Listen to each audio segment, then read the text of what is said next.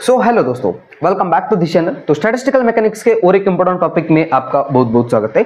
तो आज के इस वीडियो में हम डिस्कस करेंगे free electron model and electron emission. तो आइए इस टॉपिक को शुरू करते हैं। सो माय डियर फ्रेंड्स, सबसे पहले तो मैं आपको समझाना चाहूंगा कि जो हम इस वीडियो में बहुत ही इंपॉर्टेंट डेरिवेशन सीखने वाले, जो कि रिचर्डसन-डुशमन इक्वेशन। तो देख लेते हैं ये थ्योरेटिकल पार्ट्स क्या मैंने यहाँ लिखा है। तो चलिए मान लेते हैं कि मेरे पास क्या है, कुछ इस तरीके से ऐसे एक मेटल सरफेस है और इसकी जो इनिशियल टोटल एनर्जी है यहाँ से यहाँ तक वो है EA। ठीक है, यहाँ से यहाँ तक टोटल एनर्जी EA है। माय डियर फ्रेंड्स, अगर इलेक्ट्रॉन के पास किसी भी तरह की एनर्जी नहीं होगी, यानी कि वो एब्सोल्यूट जीरो टेम्परेचर पे होगी, तो वो हमको बॉटम में पाने की संभावना ज्यादा है। इसका मतलब यह इलेक्ट्रॉन कुछ इस तरीके से हो सकते हैं और यहाँ से यहाँ तक का जो ये पूरा जो डिस्टेंस है, मैं इसमें जो एनर्जी है इसको फर्मी एनर्जी कहना चाहूंगा, EF। ओके, अब माय डियर फ्रेंड्स, हमको क्या करना है, इस फर्मी एनर्जी से निकालकर इस ये जो इलेक्ट्रॉन है, चलिए मान लेते हैं कि कुछ इस तरीके से मेरे पास एक मेटल है और इस मेटल में क्या हो सकते हैं, बहुत सारे ऐसे इलेक्ट्रॉन है। ठीक है, फ्री इलेक्ट्रॉन है जो कि इधर उधर घूम रहे हैं। अब मेरे पास क्या कर लेते हैं, हम इस मेटल सरफेस को, इस मेटल को क्या कर लेते हैं, थोड़ी सी एनर्जी प्रोवाइड कर लेते हैं, जो एनर्जी मैं हीट के फॉर्म में भी प्रोवाइड कर सकता हूँ। जैसे मैंने इसको हीट प्रोवाइड की तो यहाँ के जो इलेक्ट्रॉन घूम रहे वो ऐसे बाहर निकलना चाहेंगे। बिल्कुल हमको इस फर्मी एनर्जी से लेकर अब यहाँ जो नीचे की ग्राउंड स्टेट की एनर्जी, वो कौन सी एनर्जी, लोअर स्टेट एनर्जी है उसकी। ठीक है, लोअर स्टेट में है। अब जैसे हम इसको एनर्जी प्रोवाइड करेंगे तो ये लोअर स्टेट से निकलकर हायर स्टेट में चले जाएंगे। तो इसी को बोलते हैं इलेक्ट्रॉन इमिशन। ठीक है, इलेक्ट्रॉन का इमिट होना, या उसको इलेक्ट्रॉन इमिशन हम बोलेंगे। सो हमने वही यहाँ कुछ थ्योरेटिकल पार्ट्स लिखा है कि in free electron model of a metal zero of energy is taken at the bottom, यानी कि वो जीरो एनर्जी होने पे वो इलेक्ट्रॉन जो है बॉटम में पाने की संभावना है। अब माय डियर फ्रेंड्स, एक और एक इंपॉर्टेंट बात मैं आपको समझाना चाहूंगा। इस ग्राउंड स्टेट के इलेक्ट्रॉन को अगर मुझे हायर एनर्जी स्टेट में लेकर जाना है, तब मुझे उसको जो एनर्जी प्रोवाइड करनी पड़ रही है, उस एनर्जी को मैं ऐसे फाइ से दिखाना चाहूंगा, जिसको हम वर्क फंक्शन बोलेंगे। एंड ऑल्सो वो होती है यहाँ से EA माइनस EF। ठीक है, ये आप समझ लेना। एंड ऑल्सो इसको मैं एनर्जी E के बराबर, जो मिनिमम अमाउंट ऑफ एनर्जी है जो कि रिक्वायर्ड है इलेक्ट्रॉन को ग्राउंड स्टेट से लेकर हायर एनर्जी स्टेट में ले जाने के लिए। सो यहाँ से देखो, at absolute zero temperature the electron will fill n/2 lowest energy state. Absolute temperature zero temperature होने पे जो लोएस्ट स्टेट में इलेक्ट्रॉन को पाने की संभावना है। एंड उसके बाद the minimum amount of energy required to remove of electron from the metal is equal to, कितनी एनर्जी हमको देनी पड़ेगी उसको, EA माइनस EF। एंड उसको हम डिफाइन करेंगे वर्क फंक्शन। एंड ऑल्सो इसको मैं फाइ से दिखाना चाहूंगा, जो कि हम बाद में ये जो रिचर्ड-डुशमन इक्वेशन आने वाला है तो उसमें इसका यूज होने वाला है। सो माय डियर फ्रेंड्स, इसके बाद हम इसके एक्चुअल डेरिवेशन को स्टार्ट करेंगे, तो आप यहाँ तक नोट कर लीजिएगा। अब इसके बाद हमको एक सिंपल सा एक इक्वेशन पता होना जरूरी है, जो कि है फर्मी डिराक डिस्ट्रीब्यूशन लॉ। मैं आपको फर्मी डिराक डिस्ट्रीब्यूशन लॉ मैं करवा चुका हूँ, वो आपको देखने की रिक्वेस्ट करूंगा। इस वीडियो की लिंक मैं इस चैनल के इस वीडियो के डिस्क्रिप्शन में देना चाहूंगा। सो माय डियर फ्रेंड्स, मैं यहाँ से स्टार्ट कर लेता हूँ, आप देख लीजिएगा।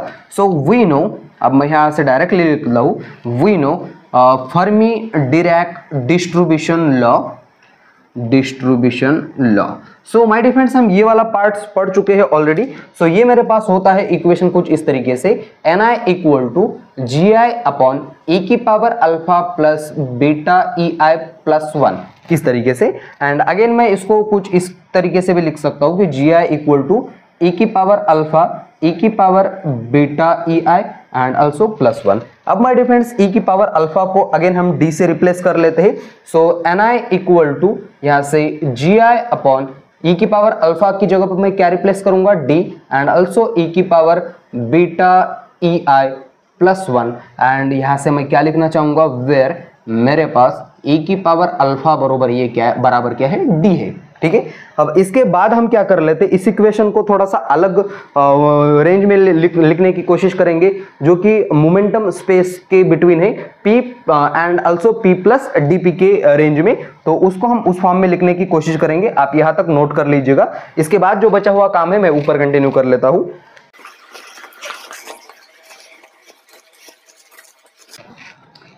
सो देखो माय डियर फ्रेंड्स, हम लास्ट सेक्शन में हम इस वाले इक्वेशन तक पहुंच चुके थे।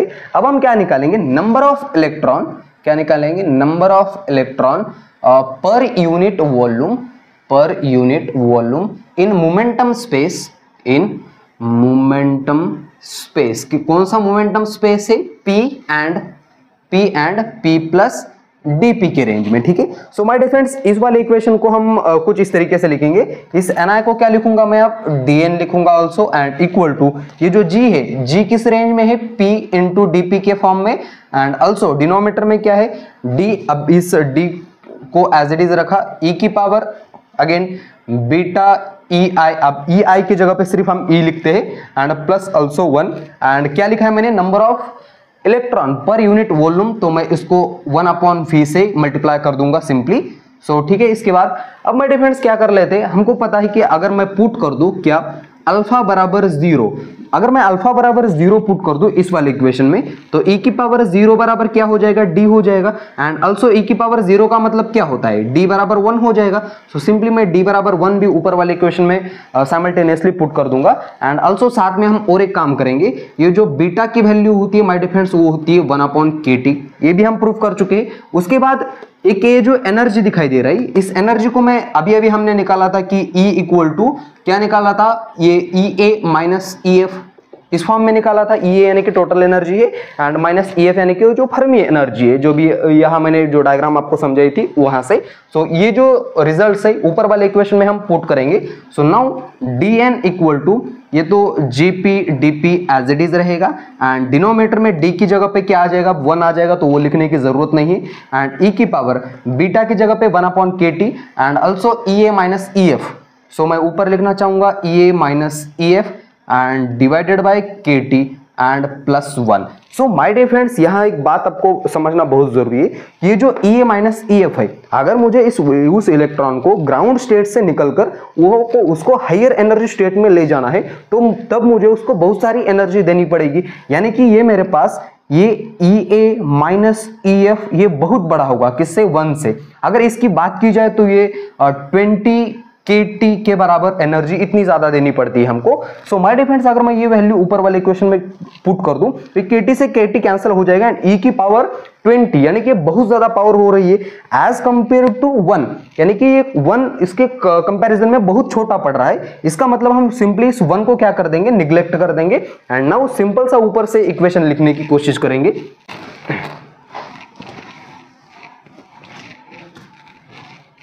सो देखो यहां से अब हमने ये क्या निकाला था, ये जो पावर है ये, यानी कि मैं डायरेक्टली लिख लेता हूं, E की power EA minus EF upon KT is greater than equal to 1। So now neglect this 1। So dn equal to मेरे पास है Gp dp, एंड डिनोमिनेटर में है E की power EA minus EF and upon denominator में KT, and वो plus को हम सिंपली निग्लेक्ट कर देंगे।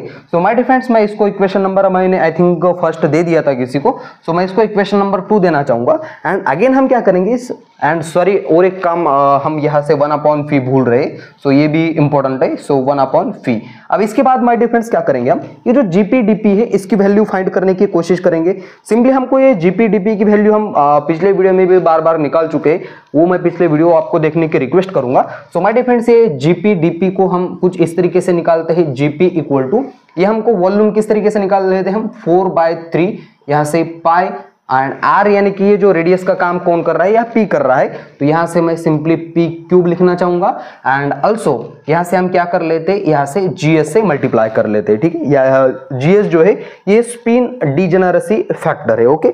अब माय डियर फ्रेंड्स, ये जो एंड ये जो टोटल वॉल्यूम से हम इसको अगेन डिवाइड कर लेते हैं, स्मॉल वॉल्यूम कौन सा है, वो h क्यूब अपॉन φ, इस तरीके से निकाल लेते हैं इसकी वैल्यू। अब माय डियर फ्रेंड्स, हम क्या करेंगे, स्पिन डिजेनरेसी फैक्टर जो GS होता है, ऑल्सो ये GS किस तरीके से निकाल लेते हैं हम, यहाँ से S इंटू S प्लस 1 इस तरीके से, सॉरी यहाँ से 2S प्लस 1 इस तरीके से निकाल लेते हैं, एंड ऑल्सो ये S होता है, S की वैल्यू 1/2 होती है, तो यहाँ से मेरे पास 2 इंटू 1/2 प्लस 1, यानी कि क्या आ जाएगी 2 आ जाएगी, 2 से 2 कैंसिल हो जाएगा। तो यहाँ से मैं डायरेक्टली यहाँ से 2 पुट कर दूंगा एंड बचा हुआ काम मैं ऊपर कंटिन्यू कर लेते हैं। सो मैं इसको इक्वेशन नंबर 3 देना चाहूंगा एंड ऑल्सो इसको थोड़ा सा रीअरेंज करके, ये मेरे पास जीपी के फॉर्म में आ गई है लेकिन मुझे जीपी डीपी के फॉर्म में चाहिए, तो मैं सिंपली इसको एक बार डिफरेंशिएट करके विद रिस्पेक्ट टू पी, तो ये बचा हुआ काम मैं इक्वेशन नंबर 3 को आगे कंटिन्यू कर लेता हूं। आप यहां तक नोट कर लीजिएगा।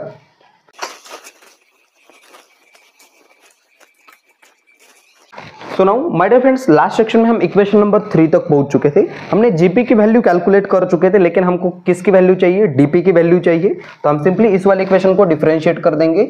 यहां से जीपी डीपी इक्वल टू क्या आ जाएगा, देखो जरा, यहाँ से जीएस की वैल्यू हम 2 रखेंगे तो ये यहाँ से तो ये 2 बन गया, यहाँ से 4 हो गया एंड डिनोमिनेटर में 3 एंड ऑल्सो पाई एंड यहाँ से पी क्यूब का डिफरेंशिएशन क्या हो जाएगा, पावर ऊपर नीचे आ जाएगा, पावर में से 1 कम हो जाएगा एंड अगेन डीपी का डिफरेंशिएशन। अगेन डिनोमिनेटर में ये जो एच क्यूब तो एज इट इज रहेगा एंड ये जो वॉल्यूम है ये ऊपर की तरफ चला गया। ठीक है, अब यहाँ से 3 से 3 कैंसिल हो गया।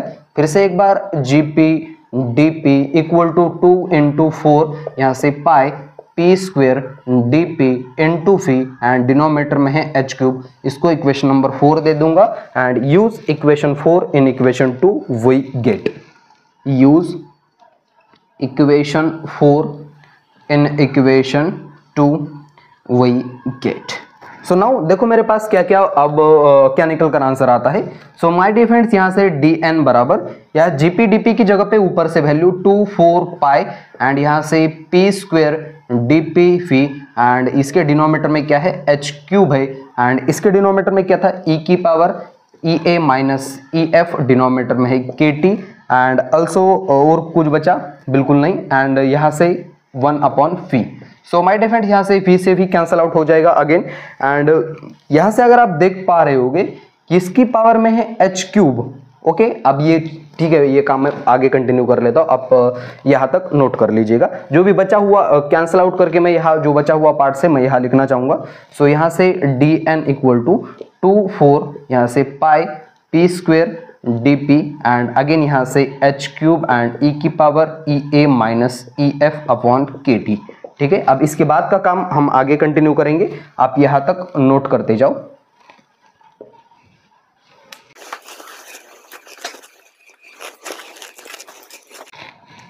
सो देखो माय डियर फ्रेंड्स, हमको ये जो P है, अब अगेन हम क्या करेंगे, इस P की वैल्यू एंड DP की वैल्यू कैलकुलेट करने की कोशिश करेंगे।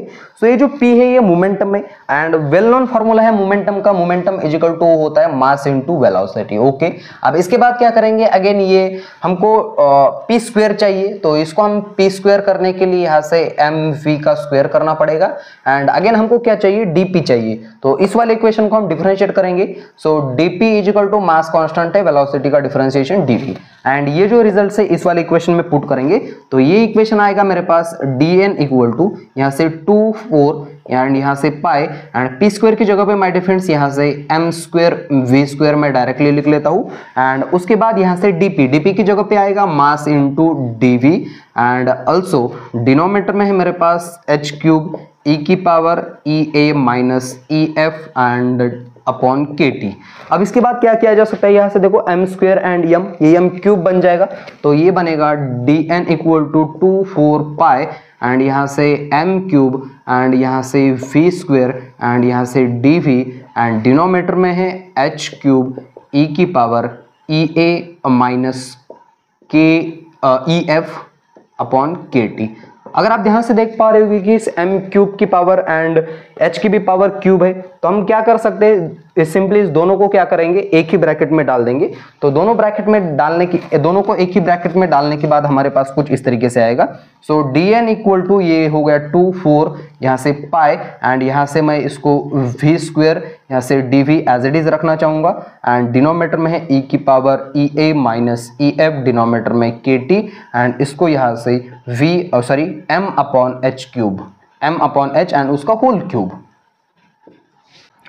अब उसके बाद माय डियर फ्रेंड्स, अगर आप अब इस इक्वेशन को थोड़ा सा ध्यान से देखोगे तब आपको समझ में आएगा कि ये वाला जो पार्ट है इस पार्ट को मैं वॉल्यूम के बराबर पुट कर सकता हूं। सो नाउ वॉल्यूम जो है एंड वो जो 3 डायरेक्शन में along x axis, along v axis and along z axis, तो मैं इसको कुछ इस तरीके से लिख सकता हूं क्या, 4/3 पाई r, यानी कि यह रेडियस का काम v कर रहा है तो यहां से v क्यूब हो जाएगा। एंड जैसे मैं इसको डिफरेंशिएट करना चाहूंगा तो ये मेरे पास आएगा 4/3 यहां से पाई, एंड यहां से 3 ऊपर का नीचे आ जाएगा v square and also dv, यहां से 3 से 3 कैंसिल आउट हो जाएगा, एंड यहां से ये 4 पाई यहां से v स्क्वायर dv। यही सेम वाला पार्ट्स नीचे भी दिखाई दे रहा है, लेकिन ये जो वॉल्यूम है ये मेरे पास अलोंग x y z के एक्सिस है। सो मैं इस इक्वेशन को ऑल्सो ये 4 पाई v स्क्वायर dv, इसको मैं इस तरीके से लिखना चाहूंगा dvx dvy एंड dvz।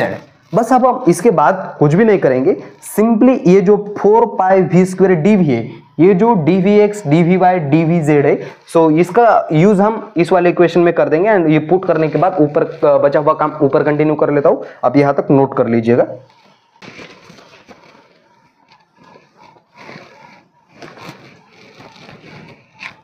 सो देखो माय डियर फ्रेंड्स, हम इसकी वैल्यू निकाल चुके थे, अब इस वाले इक्वेशन में पुट करेंगे सिंपली। सो ये बनेगा मेरे पास dn इक्वल टू यहां से 2, अब आपको समझ में आ गया होगा कि 2 एंड 4 हमने अलग अलग क्यों लिखे थे, एंड ऑल्सो यहां से m/h एंड उसका होल क्यूब, एंड इसकी जगह पे क्या आ जाएगा, अब ये जो पार्ट है मैं ऊपर लेके जाता हूं तो ये मेरे पास बनेगा e की पावर, एंड यहां से माइनस ea माइनस अब ef एंड डिनोमिनेटर में है kt, एंड इसकी जगह पे यहां से dvx dvy and also dvz। अब इसके बाद क्या करेंगे, माइनस साइन अंदर अप्लाई करेंगे एंड उसको अलग अलग लिखने की कोशिश करेंगे। तो ये dn इक्वल टू 2 यहाँ से m/h का क्यूब, एंड ऑल्सो ये e की पावर, जैसे मैं इसको माइनस अप्लाई करूंगा तो ये प्लस हो जाएगा, and Fermi energy upon kt मैं इसको अलग लिखूंगा, एंड ऑल्सो e की power minus ea upon kt की फॉर्म में भी लिख सकता हूं, एंड यहाँ से dvx dvy एंड dvz।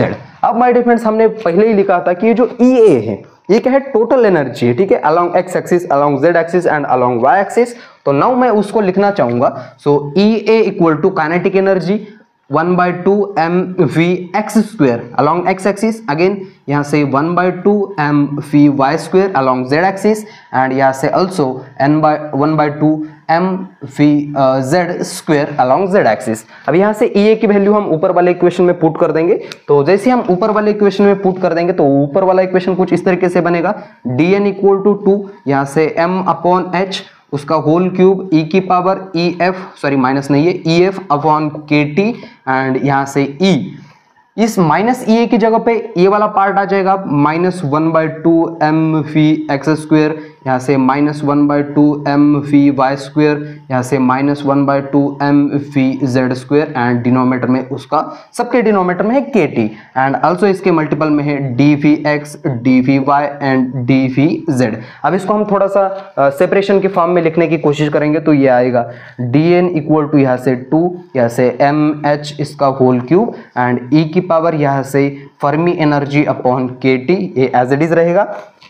देखो सर ध्यान से, e की पावर -1/2 को अब मैं इस तरीके से भी लिख सकता हूँ, इसलिए जो kt है वो हर एक के डिनोमिनेटर में है, तो यहाँ से mvx स्क्वायर डिनोमिनेटर में है 2kt, एंड ये dvx को साथ में लिखना चाहूंगा, ठीक है, इस वाले के, एंड फिर से एक बार इसको इसके साथ में एंड इसको इसके साथ में, तो ये बनेगा अगेन e की पावर -mvy स्क्वायर डिनोमिनेटर में है 2kt, एंड यहाँ से dvy, एंड अगेन e की पावर mvz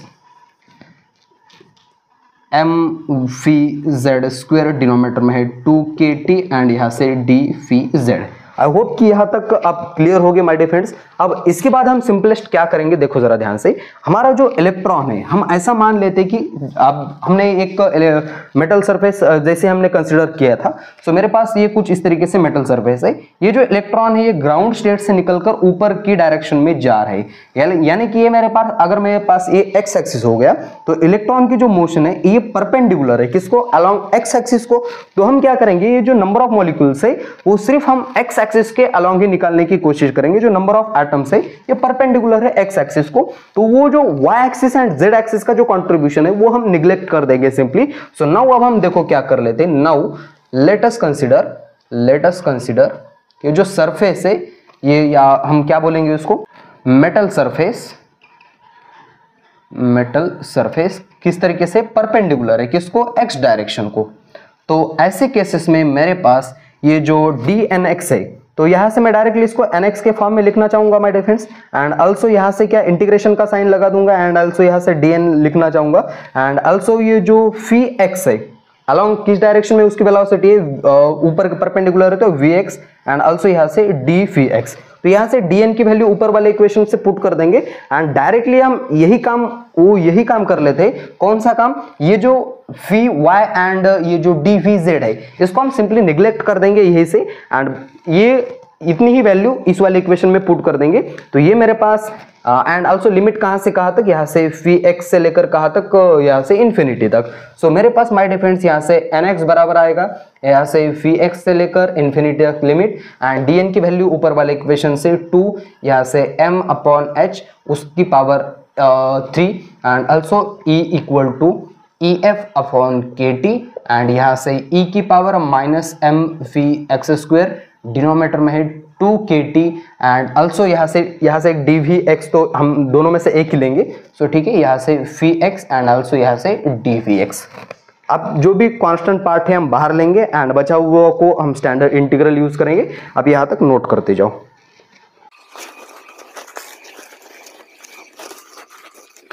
सो नाउ देखो माय डियर फ्रेंड्स, हम लास्ट इक्वेशन में यहां तक पहुंच चुके थे। अब हम क्या करेंगे, हमको पता है कि जो टोटल एनर्जी है EA, ठीक है। अब ये जो टोटल एनर्जी है हमने निकाला था कि 1/2 m v x square v y square and v z square, ठीक है, इस तरीके से। लेकिन हम जो x axis and y axis and z axis के अलोंग जो भी उसका कंट्रीब्यूशन है वो निगलेक्ट कर रहे थे। तो सिंपली मैं इसको 1/2 m वी एक्स स्क्वायर के फॉर्म में ही लिखना चाहूंगा, एंड ऑल्सो मैं यहाँ से वी एक्स स्क्वायर की वैल्यू निकाल सकता हूँ कि 2EA अपॉन डिनोमिनेटर में m आ सकता है, बिल्कुल यहाँ से, एंड ऑल्सो मैं इसको फी एक्स के फॉर्म में लिखना चाहूंगा, तो ये √2EA अपॉन m।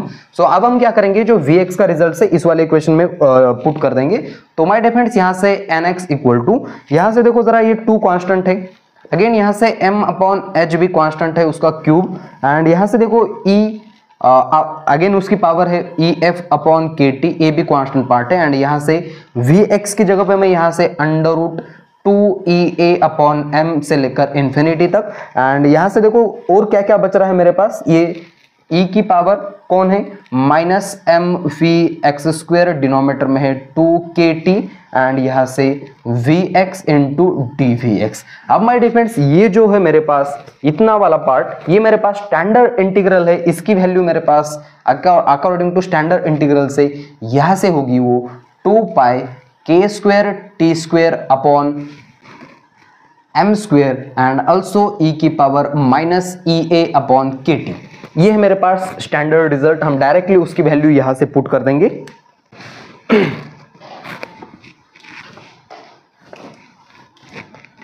सो जैसे वैल्यू इस वाले इक्वेशन में हम पुट करेंगे, तो ये वाला इक्वेशन मेरे को कुछ इस तरीके से मिलेगा। सो माय डियर फ्रेंड्स यहाँ से nx इक्वल टू 2, यहाँ से अब मैं इसको अलग अलग लिखना चाहूंगा, m क्यूब, एंड यहाँ से h क्यूब e की power EF upon KT, and इसकी जगह पे यहाँ से 2 पाई, यहाँ से 2 पाई, एंड यहाँ से k square t square upon m square, and e की power minus EA upon KT। अब क्या किया जा सकता है, अगेन देखो जरा, यहाँ से m स्क्वायर से क्यूब हट जाएगा, उसके बाद और क्या क्या हट रहा है, कुछ भी नहीं, जो भी बचा हुआ पार्ट है वो हम लिख लेंगे। यहाँ से 2 × 2 4 हो जाएगा। सो nx इक्वल टू 2 × 2 4, यहाँ से पाई, यहाँ से m, एंड यहाँ से k square t square, and denominator में है h क्यूब, एंड e की power EF upon KT, and यहाँ से e की power minus EA upon KT। क्या हम उसको साथ साथ में लिखने की कोशिश कर सकते हैं दोनों को, यहाँ से देखो EF minus EA upon KT भी लिख सकते हैं। सो यहाँ से nx equal to 4 pi m k square t square, and denominator में है h क्यूब, एंड e की पावर यहाँ से EF minus EA upon KT। Okay, अब इसके बाद बचा हुआ काम मैं ऊपर कंटिन्यू कर लेता हूँ, आप यहाँ तक नोट करते जाओ। सो देखो माय डियर फ्रेंड्स, इस वाले इक्वेशन के बाद हमारे पास एक सिंपल एक फॉर्मूला है कि the emission current density per unit area, ठीक है। सो मैं यहाँ क्या लिखूंगा, the emission current density per unit area. तो उसको लिखने के लिए मेरे पास एक सिंपलेस्ट तरीका है जो कि हम J से डिनोटेड करेंगे उसको, and J is equal to ENX। ठीक है, यहां से NX की वैल्यू ऊपर वाले इक्वेशन में पुट कर देंगे तो ये मेरे पास J बराबर आएगा, ये J क्या है, the emission current density.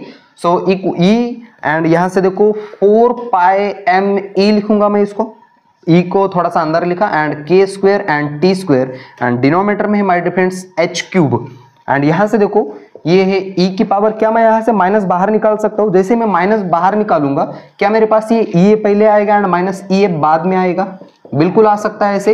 And हमने जो स्टार्टिंग में जब हम पढ़ रहे थे ये माइनस EF को, तो मैं वहां लिखा था कि the minimum amount of energy, जिसको हमने वर्क फंक्शन से डिनोटेड किया था। सो नाउ मैं उसको EA माइनस EF उसको कुछ इस तरीके से फाइ से पुट करना चाहूंगा, एंड ऑल्सो ये वाला जो पार्ट है इसको मैं एक कांस्टेंट की तरह ट्रीट करूंगा जो कि कांस्टेंट है मेरे पास A। ठीक है, so and also put A equal to 4 pi ME K square and also यहां से H स्क्वायर। अब यहां से ये जैसे मैं कांस्टेंट इसकी जगह पे पुट करूंगा तो ये आएगा J इज इक्वल टू यहां से A T स्क्वायर E की power minus 5 upon KT। So my difference this equation is called as a Richardson Dushman equation. So इस इक्वेशन को हम लास्ट तक यहां तक हमको लिखना होगा। सो ये एक इंपॉर्टेंट इक्वेशन है। सो माय डिफरेंस इसी इक्वेशन को जो भी रिचर्डसन डुशमन इक्वेशन यही कहते हैं। सो आई होप कि ये सारी इंफॉर्मेशन आपको समझ में आ गई होगी। अगर समझ में आया हो तो इस वीडियो को लाइक कर देना और अपने दोस्तों के साथ शेयर कर देना। तो इस वीडियो को यहाँ देते फुल स्टॉप, तब तक के लिए वेरी ऑल द बेस्ट।